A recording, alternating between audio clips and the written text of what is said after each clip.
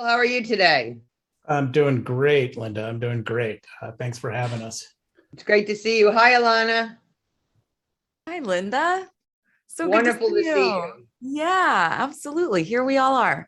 Yes, this has been a rocking conference. I am very happy to say, with tons of participation and good stuff. So I'm really happy, and I'm very excited about the news that you have to give to us. So I'm going to close my mouth and you take it away. No, we like chatting with you. Well, thank you so much for having us and allowing us CircleOf to directly participate in the conference. We've been popping in and out of the sessions for the last 3 days. Alana, myself, our team leads on marketing, and it's just been a really wonderful event. Like, the information has been amazing, actually, and just the different types of information covering the entire spectrum from medical devices to emotional support to Reiki. Like, it's just the whole spectrum, and it's been pretty amazing. So thanks again, Linda, for having us. Thank you. We have some information that we want to share, and actually this is not my normal spiel for CircleOf, and so I'm actually pretty excited to have this conversation talking about making caregivers more productive and more efficient, and selecting tools and resources that can assist with productivity and efficiency in caregiving. So much of the time, the conversations we have around caregiving really do span the gamut between just emotional support for people who suddenly find themselves in the role of an adult caregiver, as well as the information and the resources that they're trying to pull together and collate and themselves to actually support them and their loved ones along their care journey. And CircleOf is kind of an interesting tool in that we sort of fit somewhere in between that space of the emotional support and the information and resource gathering that caregivers need to do. And we're kind of an unusual company. We're not the normal technology startup, two people in a garage with an idea, or even in the caregiving space. So many of the products and services that you see really do come from people who are really just trying to build the tools that they wish that they had when they became caregivers. We were actually formed out of a hyper innovation lab with some very large companies. About 400 or 500 people came together to really look at the innovation in healthcare, in particularly how to support cancer patients along their journey. And out of that came a realization that that caregiving is probably the number one biggest problem sort of facing not only employers but individual workers as they try to navigate this new responsibility as a caregiver. So with that, I'm going to actually share a few slides here. Just give me 1 second to pop these up. Mike, while you do that, I just want to let everybody know that hopefully it worked. I messaged everyone on this session in the chat a link where you can find more information about CircleOf, including an article about 12 time-saving tips for caregivers, which will kind of enter into this conversation. This app is really designed to give you some of that precious time back. And so you can download an information sheet there. You can download this article. You can sign up for our newsletter, and you can get to where you need to be to download this free app. So hopefully that showed up in your chat, and I'll turn it back over. When the sessions are edited and sent out to the participants, all that information will also be in the description of your portion of the show. Fabulous. Thank you. Okay. Awesome. So now you should see me as a much smaller version of myself in the right corner of your screen with our slide deck as a backdrop. So, before I get started, I just want to make sure everybody's still seeing me and everybody's seeing the information okay. We're good. Excellent. Well, we're just going to dive right in. What is CircleOf? Put simply, we are a tool that allow family, friends, loved ones a safe place to securely share, collaborate, and organize themselves around the care of a loved one. as I said before, we're a little unusual in that we didn't begin in a garage with an idea. Literally, we were born out of Cisco's Hyper Innovation Living Lab. There's about 50, 60 senior executives and leaders from Cisco, Walgreens, University of California, San Francisco, Apple, and a payer provider out of the Midwest called Community Health Network. And we started out really trying to, sort of innovate and dream about what the future of healthcare is and what cancer support looks like along a lot of different sort of modalities, from informed decision-making, medication adherence, what have you. And the idea was every 90 minutes, 2 hours, we'd come up with 4 ideas for new products or services that should exist, but don't yet exist in the world. And then test those ideas with cancer patients, their primary family caregivers, their oncology nurses, doctors, social workers, the entire gamut of people who are involved in a patient's care journey. And what was pretty clear pretty early on was that most of these executives weren't used to meeting their customers and talking to their customers face to face every 90 minutes and getting honest feedback on their ideas. And we talked about everything from artificial intelligence to new therapeutics and digital therapeutics. And the first team came around, and it was this lady and her husband from Las Vegas, and she's like, "Well, it's great that robots are going to cure cancer someday, but let me tell you about the experience that happened to me and my husband when I was diagnosed with cancer, and basically how the effect it had on our finances, our relationship, our friendships with folks, and how it really just brought our entire world to a halt." And so everybody who participated in that event were all super smart, empathetic people, and they immediately sort of did an about face and like, "Hey, we need to develop tools to help support actual humans and people as they go through these, this pretty critical life event." And that's how CircleOf was born. So we spent the next 2 days like ideating on different ideas, and we came up with the idea for the CircleOf care collaboration platform. We spent another 6 months talking to patients and their doctors, their nurses, and their family caregivers. And the big realization that we had was that we're not building these types of care collaboration tools for the patients themselves, whether they be cancer patients or stroke victims, Alzheimer's, dementias. We're building these tools really for the people that support those loved ones, and really providing a tool that allows them to get organized around the care for an individual. And that mindset and that shift sent us down a very, very specific sort of pathway in developing the CircleOf product.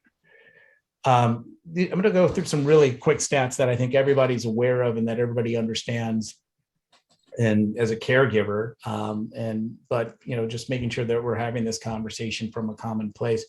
As we all know, every day there's about 53 million Americans that are primary caregivers for a sick loved one with a chronic condition or an acute onset condition. And typical caregivers, as we all know, are disproportionately women. We're seeing a rise in Gen Z and millennial caregivers, as well as sandwich generation caregivers. And the average age of the caregivers is around 49 years of age. So what's interesting about this is that when we look at caregiving from a productivity and the effects that it has on our normal lives, is that most of us are just going about our daily lives as workers, as parents, as great family members, as members of different communities, and then we're kind of drop this bomb, usually in the form of a diagnosis or some acute onset condition. Grandpa falls and breaks his hip, and now all of a sudden we're adult caregivers. And it's something that most of us never planned for. I'm shocked and amazed at how, to this day, most people are just completely caught off guard by this new responsibility. And when we started looking at the effects that caregiving had on particularly people and their livelihoods, there was a realization that the data supported that 1 in 5 Fortune 1000 workers were active caregivers, right?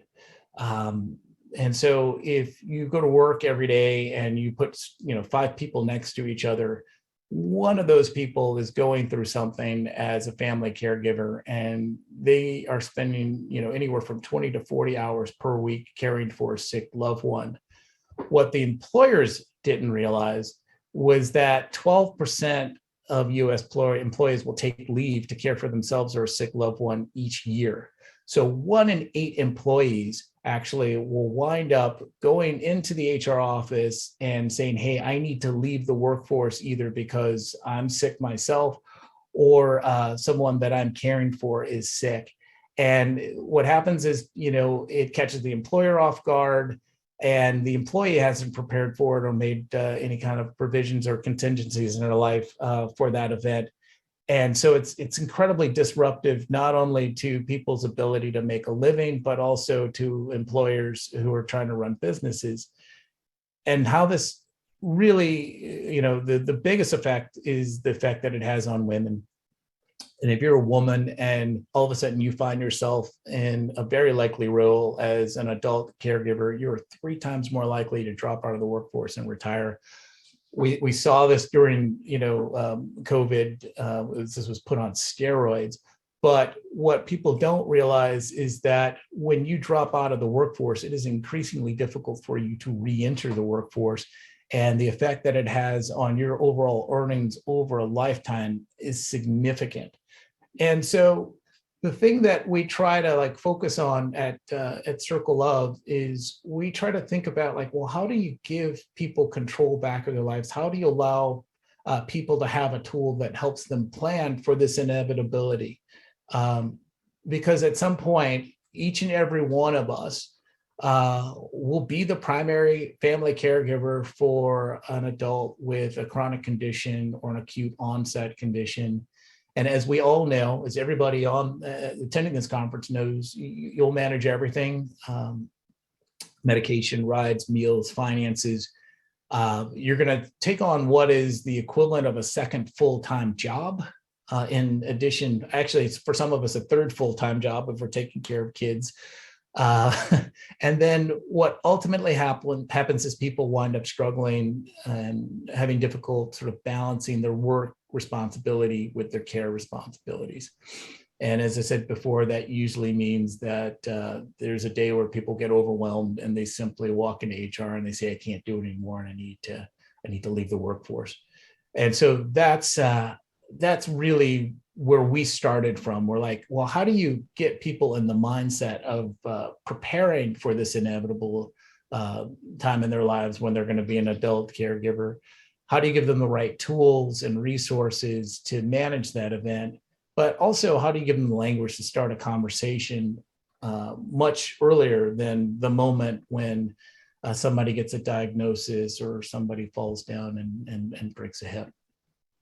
So that's our mission. Really, CircleOf, we want to provide a tool that gives people peace of mind, help to reduce the stress, the isolation, the overload of caring for loved ones. When you're sitting in a hospital because a spouse or a parent has had a stroke, we want you to feel rest assured that the rest of your life is running according to a plan that you've put into action long before you even know what that event would be, whether it's as I said, acute onset or a diagnosis where you all of a sudden have new long-term care responsibilities.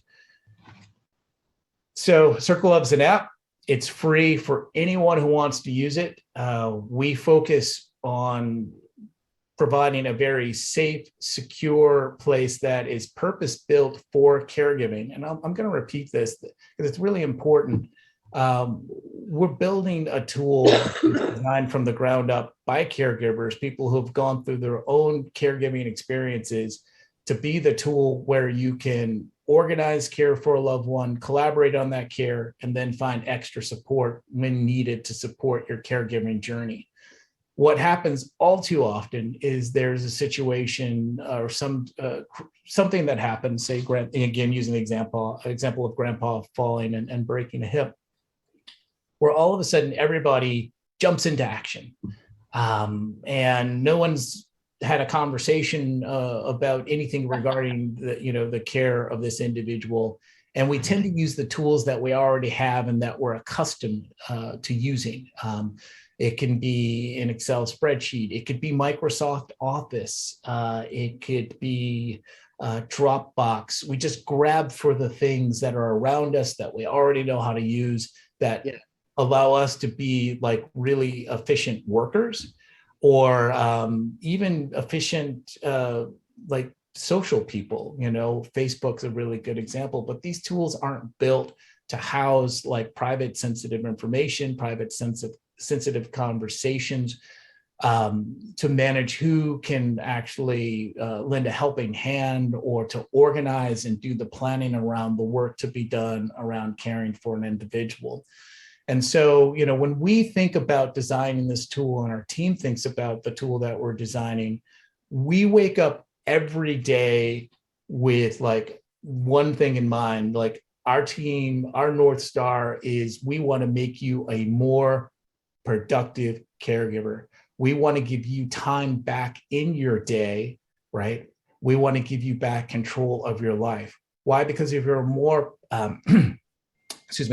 if you're a more efficient, productive caregiver, guess what? That means you have more time to spend with your kids. That means you have time to actually take care of yourself, get exercise, go for a walk. It also means that you're a more present and attentive caregiver. So when you're bedside, really either attending to someone, or when you're visiting, someone who, it could be in senior living system, wherever, right? You're there, you're present, and you feel a sense of, you're rest assured that the rest of your life is not falling apart in that moment.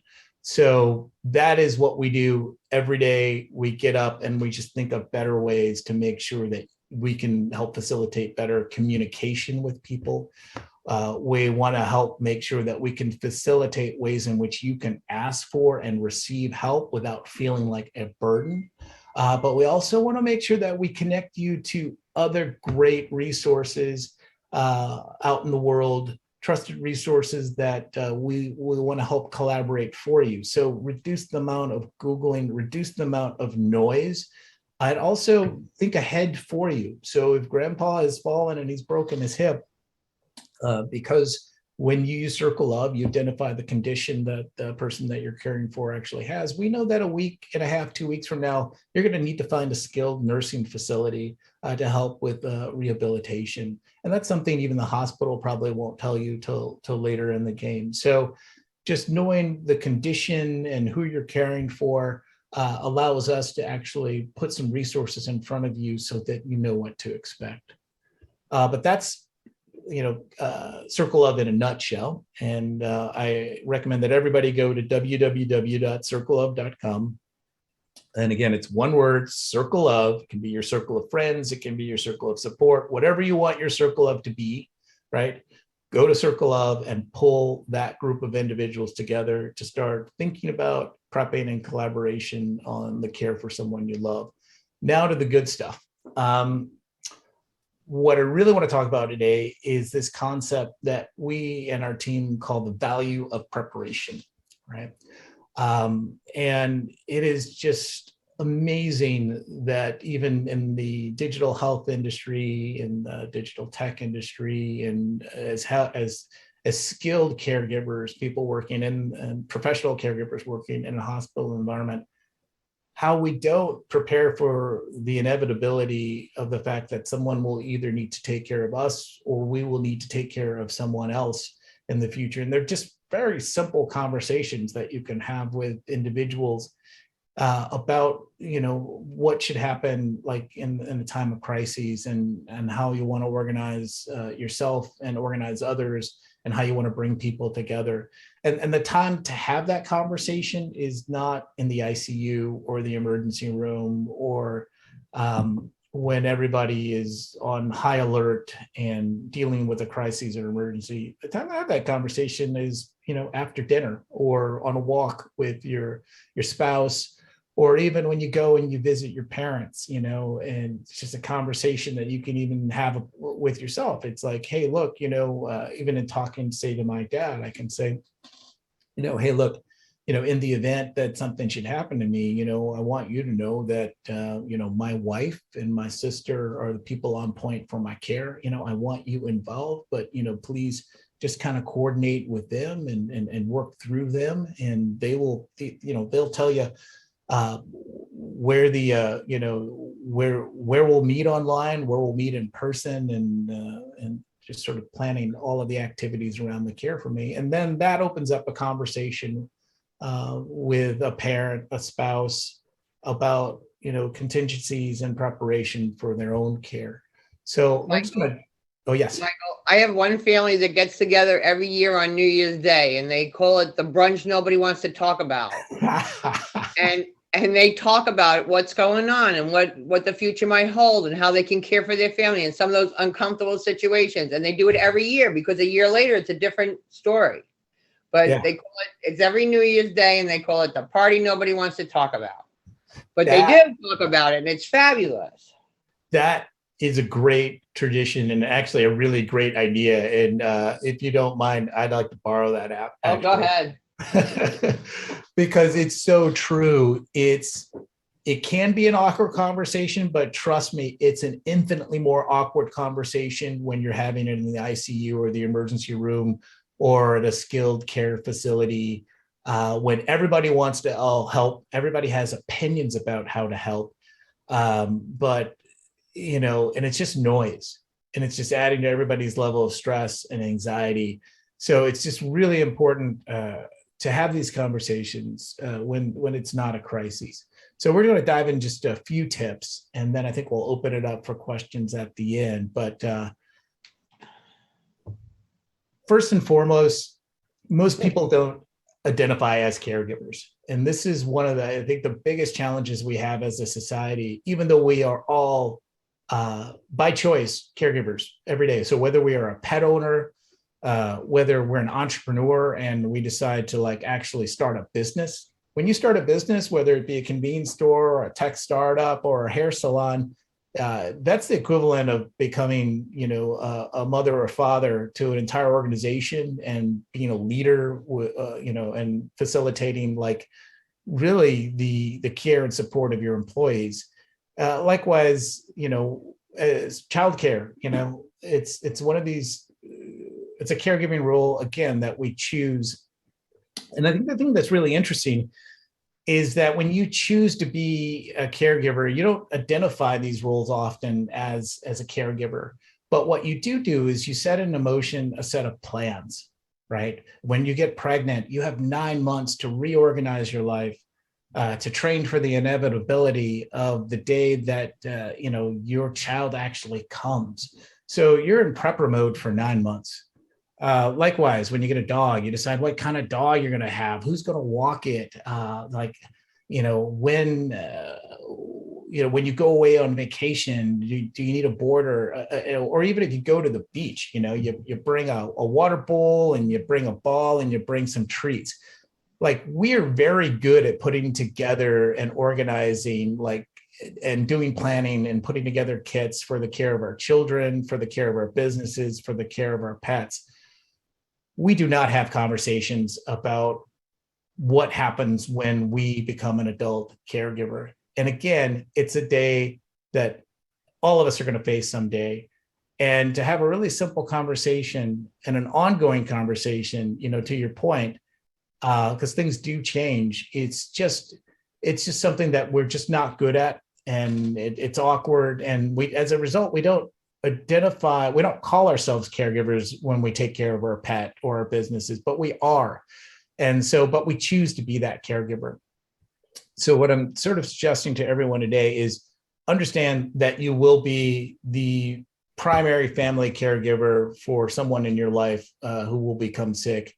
Choose to be that caregiver. Call yourself that caregiver today, and start planning for that inevitability the same way that you would for the arrival of a child, or if you're starting a business, or if you're taking care, or you're going to get a pet.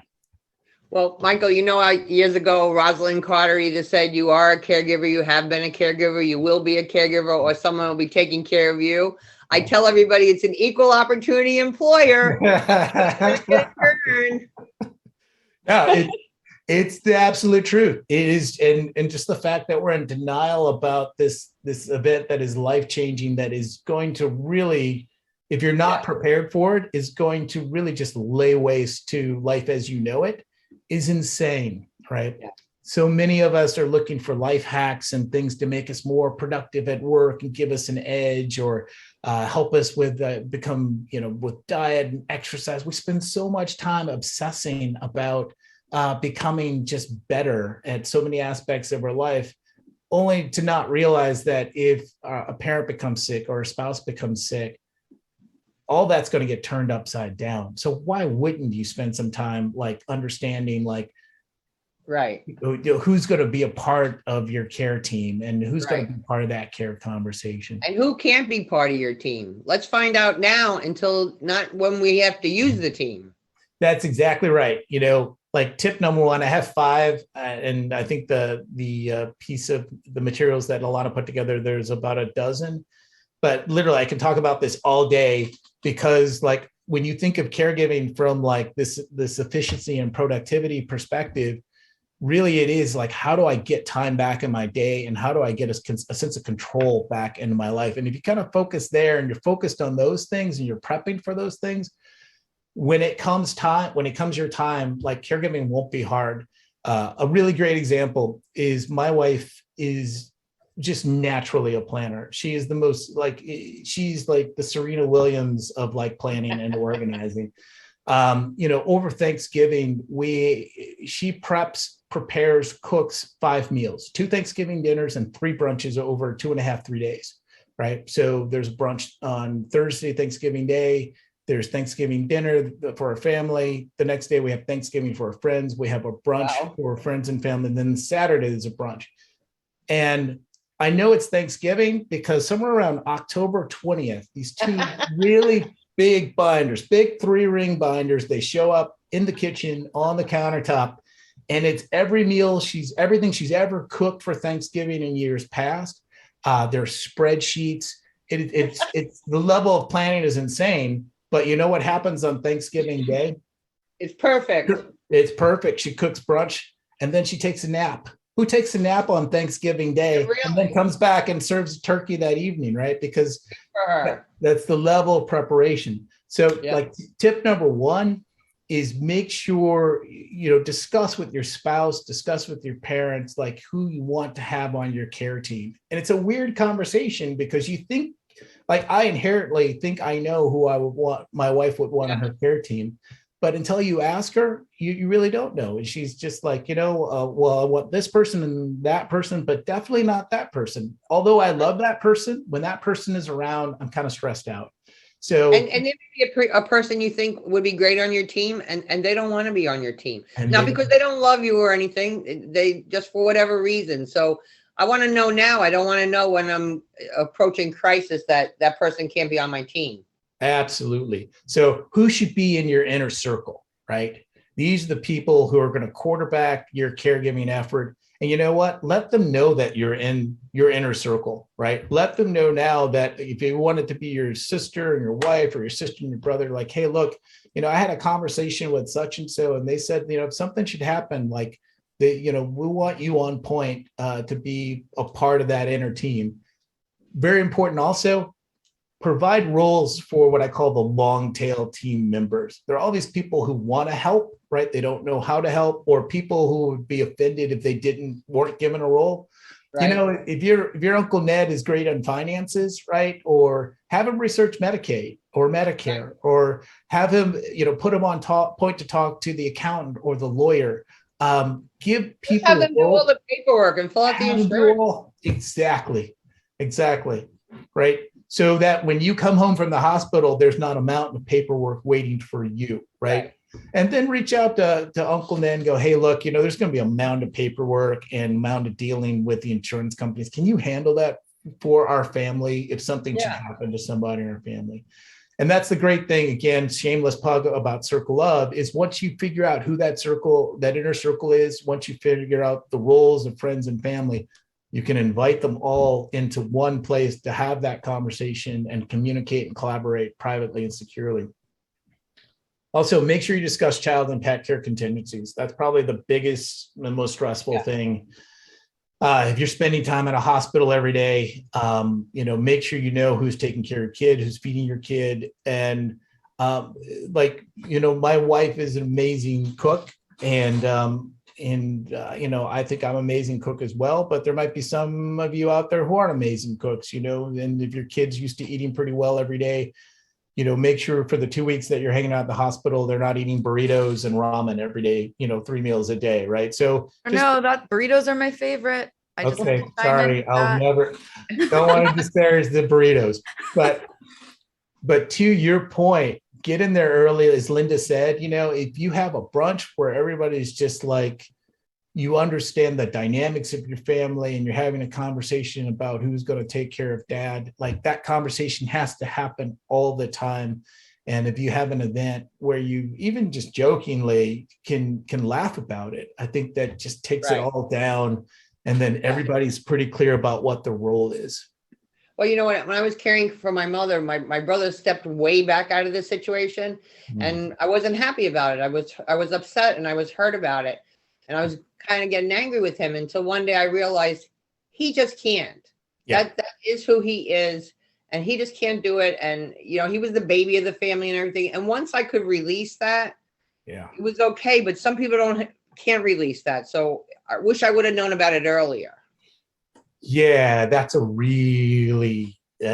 happens all the time. Right? Yeah. And that's generally why women wind up in this role, is because, they're just guys who are just useless in that situation, or, they're used to being taken care of themselves. And, I'll admit it, like, it's just not a skill that they have. My mom was the most amazing caregiver I know. She was that church lady who woke up every Saturday morning, went to all the assisted living facilities and senior living facilities and visited people. And she made sandwiches. And when her sisters were ill, she was the one caring for them and her parents. And so we have this example in our family of what it's like to be a very prolific, very organized, very thoughtful, very empathetic, caregiver, and make sure you know who those people are in your family and you keep them close. The other thing, back to this concept of the value of preparation, know your assembly area. If you work in a large office building, they drill this into your head, like, this is where you meet if there's a fire, right? If there's an emergency, this is where everybody gets together. That fire assembly point, make sure you have an online and digital equivalent of that. Because if you don't, what will happen is that, again, you're going to grab for the tools that you use in your daily life for work, and those aren't the right tools. So when Grandpa, and this actually happened, when Grandpa, fell down and broke his hip, not my family, someone else's family, the inner circle members got this inbound of text messages, big Italian family, just hundreds of text messages coming from the neighbors and family far away. And they're trying to deal with a crisis, literally trying to find an ICU bed for Grandpa, because, during COVID, it was very difficult just to even find a hospital bed. And meanwhile, that ding, ding, ding, ding, ding, ding, ding, just going off every 5 minutes, it's just adding to your stress. So know where your digital assembly area is. Make sure your family or friends are aware of it and that they have the tool available. Facebook is not a great place to do that type of work. No. And direct messages and chat messages is the wrong place to try to coordinate a lot of that communication. Get the right tool. Our tool is great. There are other tools out there that are great as well. But then all of a sudden you have a place where everybody's on one platform. You send out one update a week, and you're not sending out 50 different chat messages updating individuals on Grandpa's status. Michael, can I ask you a question? Can you set up more than one circle? Oh, absolutely. You can set up hundreds. This is how I would feel, me personally. So I want to circle for my immediate family, because if mom's medication changes or something happens, I want to go there and put that in there because they want to know. If I don't tell them, they're going to be upset. And I don't want to call up my one family member that's going to tell me everything I'm doing wrong. So that's the one circle I want to have. Right. But then I want another circle with my neighbors, my friends from church, my other friends who want to help me, who I feel funny asking them to help me, that I can put a platform here so that they can go and say, oh, I could do your laundry, or I could mow your lawn, or so that's my question. That's what we do really well, right? We have that inner circle of folks, and they're on the front lines and day-to-day providing care to that individual. Then you have what we call the long tail, those friends and family members who aren't involved in the day-to-day care, but occasionally you might want them to do something for you. You know, can you check in on a pet? Can you mow the lawn? Can you water the plants? And what we do that I think is the real strength of the product is we allow you to say, hey, look, there's a task that I need help with, and Right. you can put it out to the team. Right. The bat signal. You put out the bat signal, and then people can respond accordingly. Or if maybe you don't want, Uncle Ned giving you a ride to the hospital because he's a horrible driver, you can literally assign one or two people to be like your transportation team. Like, hey, look, I have an oncology appointment like every week, Tuesdays and Fridays. I need a ride.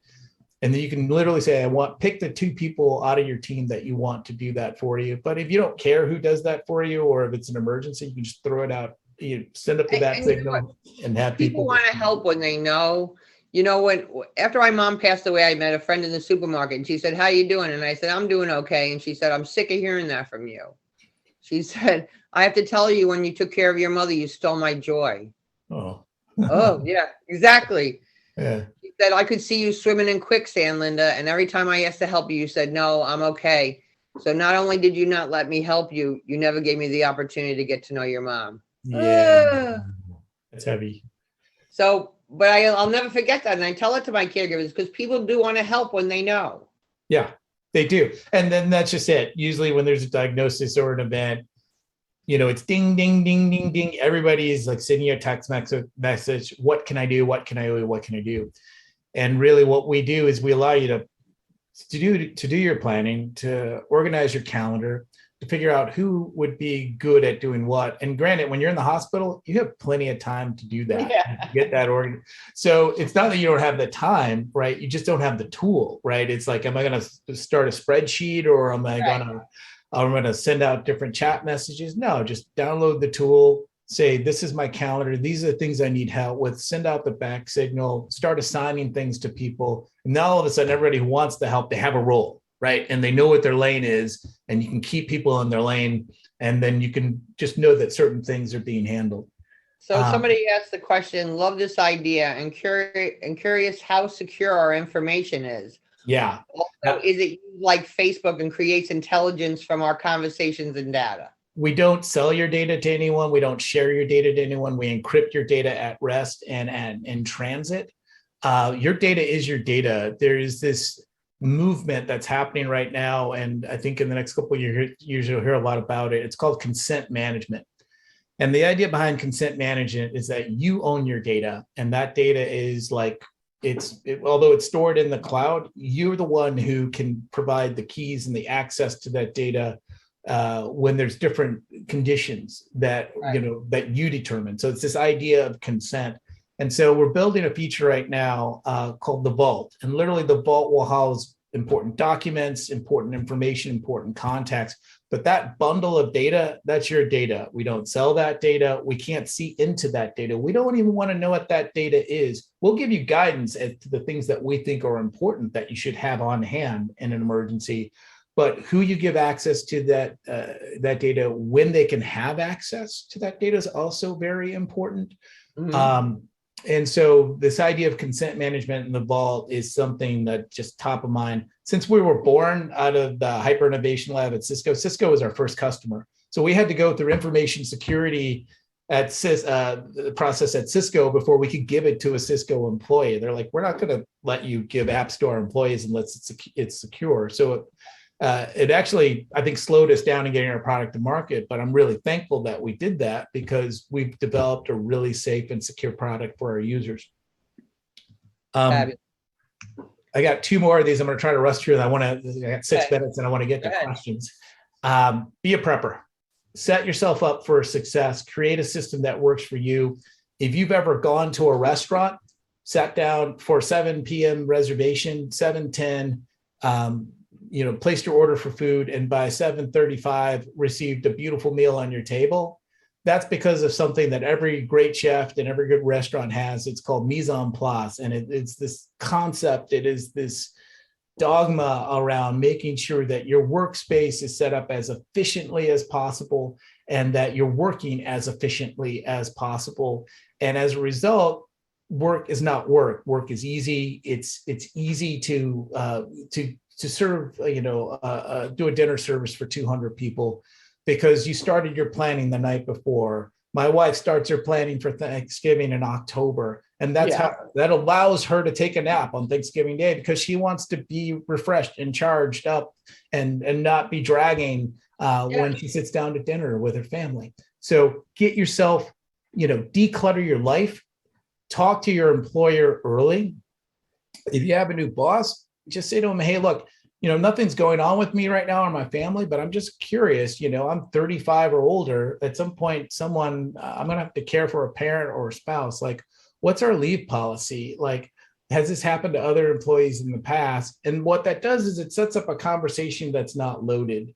And then your employer, you can tell how responsive your employer, is, or how important like supporting employees who are caregivers is to that person. Some of your managers may have never even thought about it before, right? So you really do want to have that conversation earlier. And then again, like getting all your documents together and stored someplace safe is really important. And then making sure people have access to those accounts and those passwords is critical. Delegate and coordinate. Got to get over feeling like a burden. Got to learn how to share the responsibility. You have to ask for help because you will burn out. All of us are just like, well, nobody can do this as well as I can, or we want to be the star caregiver. Get over that. Get your team together, get organized, learn to ask for help in a thoughtful way. Just don't dump everything onto someone. But again, figure out who's good at what. If Alana's good at giving rides or preparing meals, you put her on point for that. And have her manage that within the app. Make her an inner circle member. And Alana's job is to make sure the children are fed and make sure that, while grandma is in the hospital, that grandpa is taking care of himself and getting fed as well. Like, just figure out roles and give them to people. And then if you can afford it and if you can identify it, get professional outside help when possible. Can't say this enough, find, if there's an acute onset situation, find a care consultant. It's money well spent in finding care facilities and know which facilities are good, which facilities are bad, and knowing what's coming next. We're trying to build a lot of these resources into CircleOf, but, really just think of larger and think, outside your team. Then lastly, get your tech stack together. Let the tech do the work for you. Pick your tech stack in advance, get everyone onboarded. So after that family brunch on New Year's Eve, say, hey guys, the tool we're using to manage care for all of us or for grandpa or whoever is CircleOf. Download it and I'll send out an invite and add you to our CircleOf team. My personal tech stack, I listed the tools I use at the bottom because they're not all tools can do everything. And I think any tool that tries to be everything is probably not a good tool. So in the same way that you use Google Maps to find your way from point A to point B, you might use Gmail for your mail. You might use Google app itself for search. Like, those are different apps for a reason. Because even Google realizes they can't create the Uber app that does everything. They have to build out sort of a stack of tech that works for you. And so I use CircleOf, I use WhatsApp because we make a lot of international calls because our family's international. And that's the easiest way to actually have an international phone call. If you need to actually dial somebody on their phone and a number. 1Password is a great secure vault for storing passwords, for storing documents. It's encrypted at rest and in transit, and you can assign, give consent to people for certain information.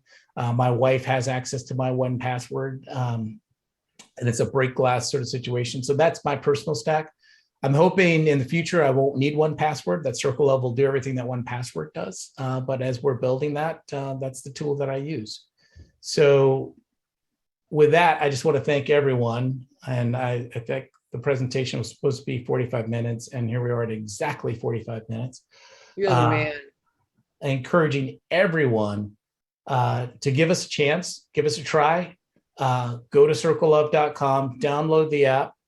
But I think more important than using our technology, next time you're out for coffee or a walk or dinner with your wife, with your spouse, with your husband, with your parents, start that conversation about like, well, who do you want on your care team? Who do you want around if something should happen to you? And then like, what tools are we going to use? Where we're going to meet? Where's that assembly point? So that when there is an emergency, we all know to go there, and we all know who's going to be in the inner circle, who's got certain roles, and everybody can just jump into it. And it's a surprisingly easy conversation to have. And it's a surprisingly horrible and awkward and hard conversation to have when there's a crisis. So thank you, everyone. I really appreciate you giving me the chance to share with you the work that myself and my amazing team at CircleOf that we do. Thank you. Thank you so much, Michael. And every single person that was registered for this conference, which was like 970 people, will receive within 2 weeks after the conference 21 videos of the conference. So besides the people that didn't see it today, there'll be plenty of other people seeing it, and it'll be circulating and circulating. And I always find within a day or two after the conference, people start sending me a bunch of questions. So I will be sending you a bunch of questions. But that's how we do it. And I think for anybody that wants to start the conversation, you say, hey, mom, hey, dad, hey, honey, I went to this conference the other day. And there's so much information here that you can pull together to have a conversation, start a conversation with your loved one. Absolutely. And then we just want to be in your pocket so that you know that you got a companion that's actually, facilitating those conversations, storing that information, being that assembly point, when there's an emergency. Yeah. It just, you're not wondering what's going on in the outside world. It's because you've organized what's going on in the outside world while you're dealing with a crisis or caring for a loved one. Yeah. Teresa just said in the chat, this is great and so much better than the crystal ball that I used when I began caring for dad. So true. So And true. they have that sense of humor. Yeah. All right. Thank you so much for being with me today. I'm sure we'll be having much more conversations in the future. I appreciate you. Thanks, Alana.